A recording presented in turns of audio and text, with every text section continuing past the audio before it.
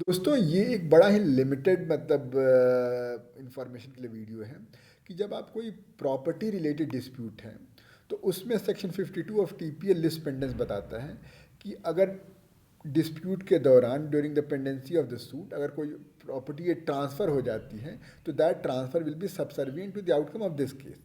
आपको उसको इम्प्लीट करना या उसके लिए आपको वो चिंता की ज़रूरत नहीं होती है।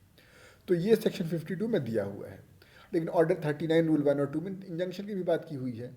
तो अगर सपोज मैं ये एप्लीकेशन लेकर जाऊं कि भाई इंजंक्शन दे दो तो क्या कोर्ट इस ग्राउंड पे डिनाई करेगा कि भाई देखो तुमको क्या ज़रूरत है इसकी, क्योंकि लिस्ट पेंडेंस तो है ही, जो भी जाएगा उसको जो भी ट्रांसफ़र होगा होने तो it will be subject to outcome of this case.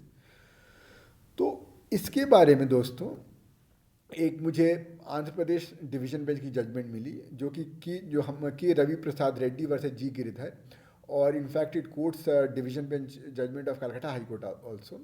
तो उसमें इन दोनों का ये कहना है डिवीजन बेंचेस का कि इंजंक्शन का पर्पस क्या होता है कि स्टेटस को मेंटेन रखना। ऐसा हो सकता है कि आप अगर इंजंक्शन नहीं दिए हो और ट्रांसफ़र हो जाए और उसके बाद जिसको थर्ड पार्टी को और उसने बड़े ही बोनाफाइड तरीके से ख़रीदा हो, उसको मालूम नहीं चला हो डिस्पाइट ऑल इट्स एफर्ट, और उसने इतनी ज़्यादा रिनोवेशन वर्क और इतना ज़्यादा उसमें इन्वेस्टमेंट करा दिया हो कि कोर्ट को ये लगे बाद में कि भाई हम वापस मतलब दिलवाना will be injustice.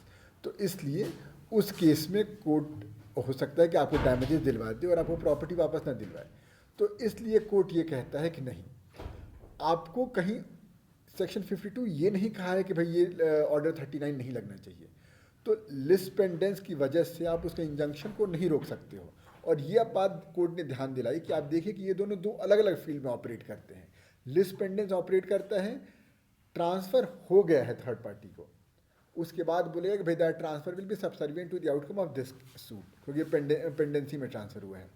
Injunction operates before the transfer कि ट्रांसफ़र ही वॉइड होगा, जबकि लिस्ट पेंडेंस कभी ये नहीं कहता कि वो ट्रांसफ़र वॉइड हुआ जो थर्ड पार्टी वाला है।